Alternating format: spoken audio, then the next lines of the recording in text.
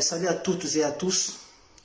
Aujourd'hui, j'aimerais exceptionnellement faire une vidéo où je m'adresse à la CENI de la Guinée. Mais avant tout propos, j'aimerais dire ici à ces personnes qui m'envoient des messages pour me dire non, actuellement tu parles trop de politique, nanani, nanana, c'est rentré, c'est sorti ici.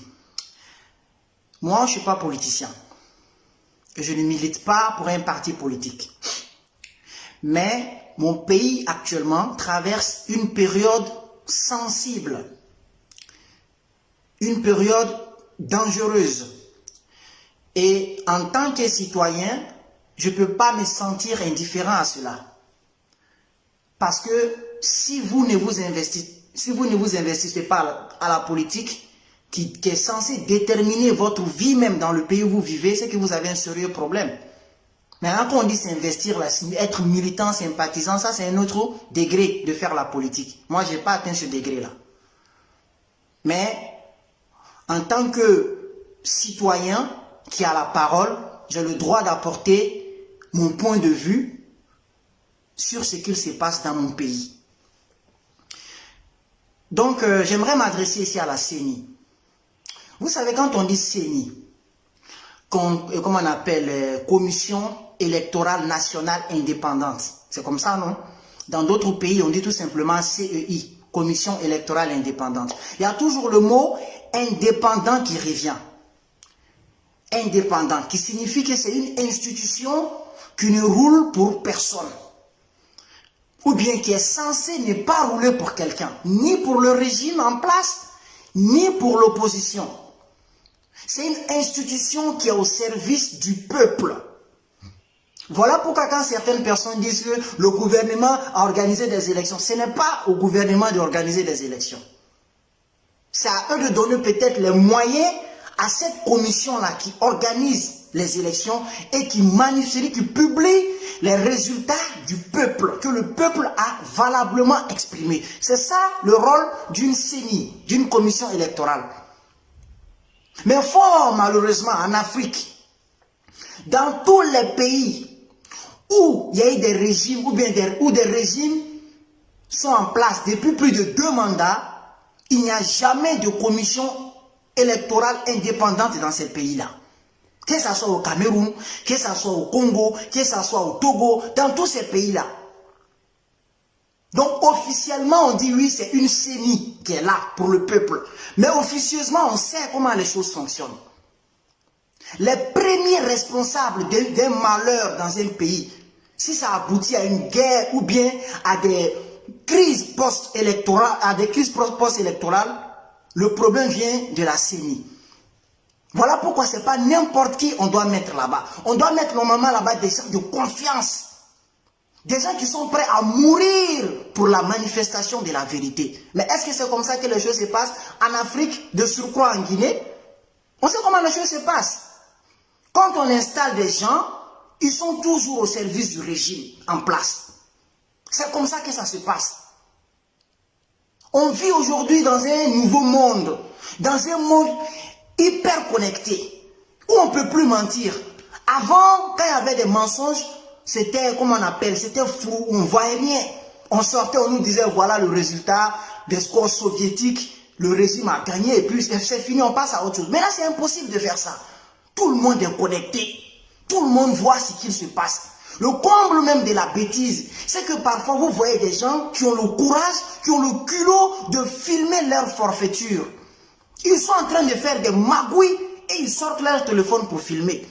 Où on dépose des papiers pour voter, on coche le nom d'un candidat, on coche comme si c'était des papiers pour emballer du pain en fait. Voilà la réalité dans laquelle on vit. Donc aujourd'hui, vous voyez des gens qui sont même pas... C'est-à-dire qu'officiellement, je ne crois même pas que les élections en Afrique servent à quelque chose en fait. Si ce n'est créer le chaos et qui vont aboutir à des morts d'hommes. C'est ça, ça sert à ça en fait. Parce qu'on sait toujours comment les choses fonctionnent en Afrique. On nous fait croire qu'il y a des commissions électorales indépendantes, il faut attendre ce qu'ils vont dire, blablabla, c'est rentré, c'est sorti ici, et puis eux ils viennent, ils nous donnent des scores fleuves en faveur du régime en place. Parce que des gens qui sont là-bas, ce pas des gens qui sont là pour le peuple. Ils sont là pour leurs intérêts. La seule chose qui les intéresse, c'est leurs intérêts. Ah bon voilà, on a bien fait le boulot, hein, voilà ce qu'on s'était convenu, bon voilà, blablabla, et puis on passe à autre chose. C'est comme ça. On peut compter du bout des doigts les pays dans lesquels les régimes en place ont organisé des élections et ont perdu ces élections-là. On peut les compter. Malheureusement, est-ce que la Guinée a atteint ce niveau de maturité-là?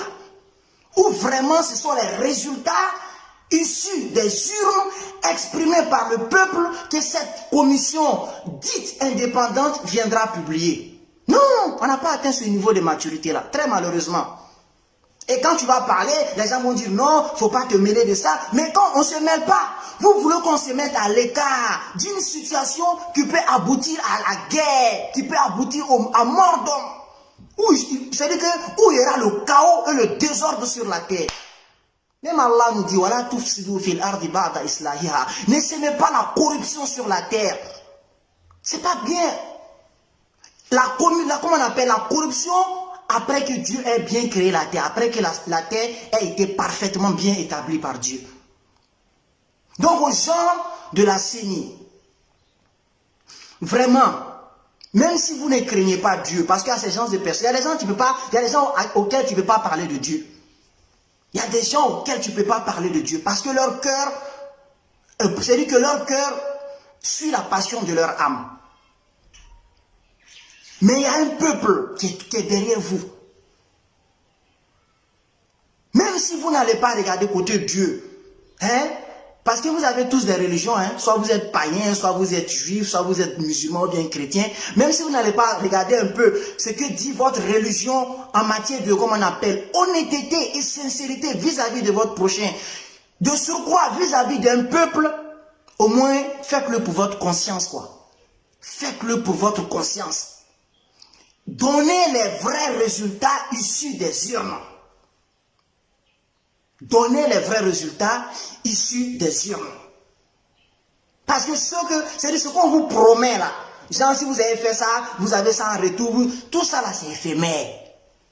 Tout ce qu'on vous promet là. Ils vont tout vous promettre sauf l'éternité. Donc, donnez les résultats issus des urnes.